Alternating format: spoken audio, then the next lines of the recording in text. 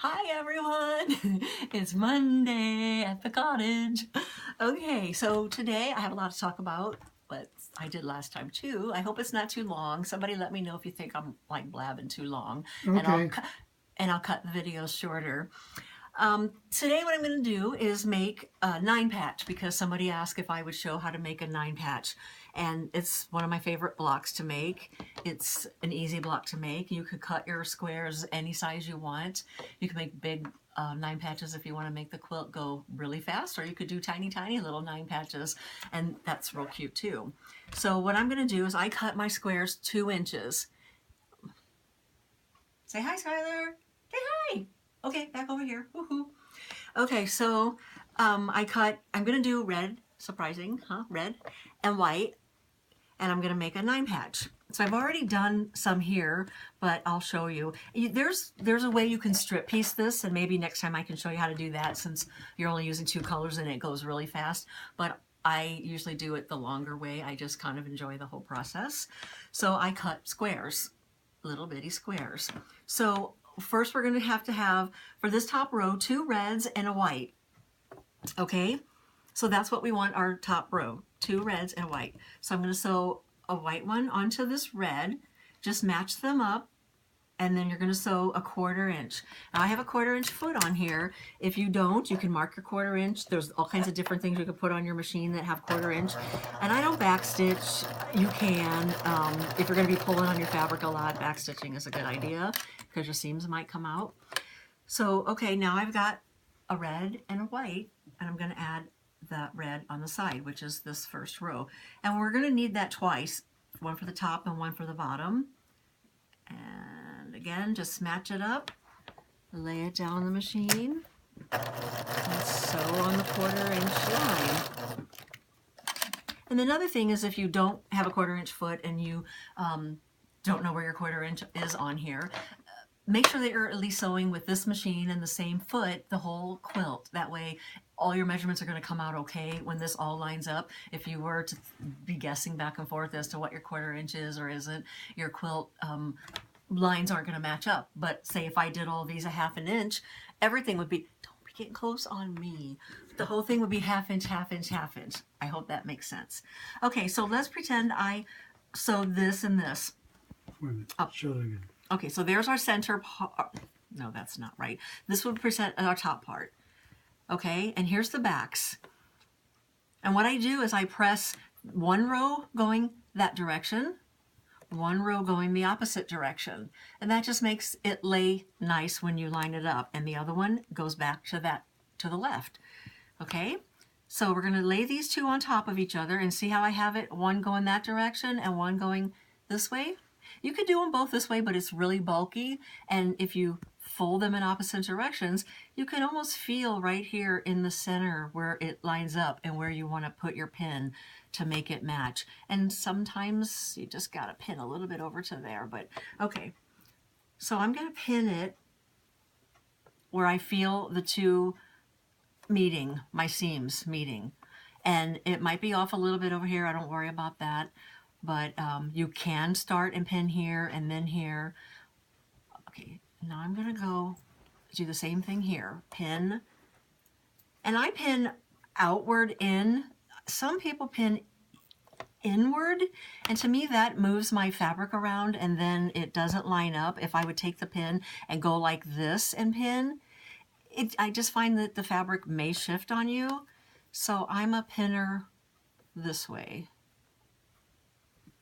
Okay, back. All right, and then I just hold this edge, lay it on here, and I'm gonna sew along here. Sorry, my machine's noisy, it needs to be cleaned.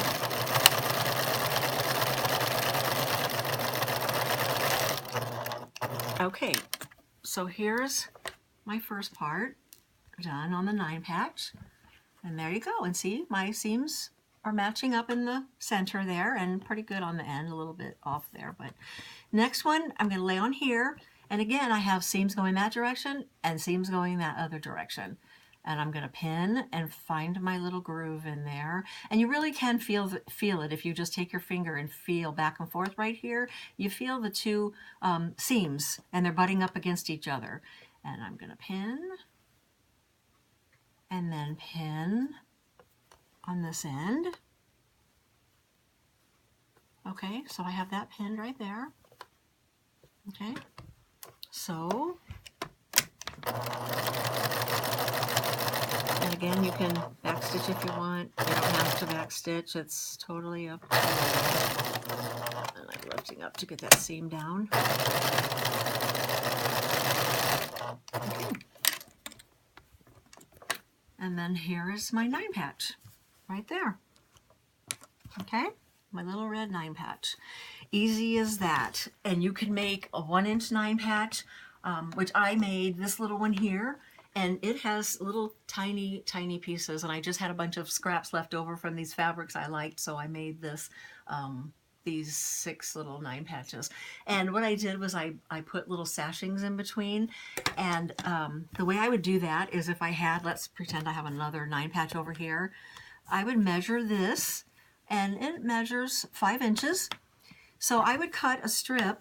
Again, I would use 2 inches because that's what I cut these blocks. You can cut you can cut it smaller. You can cut it 1.5. You can cut it even 1 if you want. I would, I might go 1.5 on this, even though this is 2. But I would lay it on here. I'm going to cut 5 inches and sew this side, and then sew my other 9 patch over here, which is what I did here. 9 patch, my little strip, and my 9 patch. And then once you have the 2 together, you're going to measure this length, and you can put it there, and then do the same thing, and you've got your little mini. I'll continue working on this and then show it next time when I've got done. But anyway, this is your 9 patch if you want to do this way. I don't know what else. Okay, so somebody asked me about my needle and when I change my needle on my machine. I change it when I break it. I know that's wrong, and I know you're supposed to change it a lot. The other thing I do is I'll change it if I use a lot of spray adhesive, so it does get the gumminess built up on it, and then I'll change my needle too. But other than that, it's just if it breaks. I really don't change my needle that often. Let me see, what else am I supposed to talk about? Okay, so I picked a name. Oh no, one thing I want to tell you first. Another question somebody asked was, do I use a hoop to embroider with? I know that has nothing to do with all this, but I don't use a hoop to embroider with. I only use the interfacing on the back of my project, and that allows me not to have to use a hoop, and I love it. I don't like using hoops anymore. Okay, so I picked a name for our segment, and it is Daisy Cottage Schoolhouse. I like that. I hope you guys like it. There was 3 other choices that I had, but I went with Daisy Cottage Schoolhouse, and Calico Hill is the one that picked that. And so what I'm going to give you is a bundle. It's not a bundle, it's a jelly roll of Bunny Hill's new fabric called Sugar Plum Christmas. Hunka thinks that's a nice gift. Don't tell him, I'm giving it away. Okay, so this is going to go to you, Calico Hill. And then I asked you guys for comments about my last blog post, and I was going to give away a pair of scissors. These scissors here. And I picked Busy Little Quilter to get these scissors. So those are going to be out to you, Amanda. And I guess that's it. Thanks, everybody. I hope this isn't too long again. Keep the questions coming, and I'll continue doing it weekly. See you later. Bye. Say bye.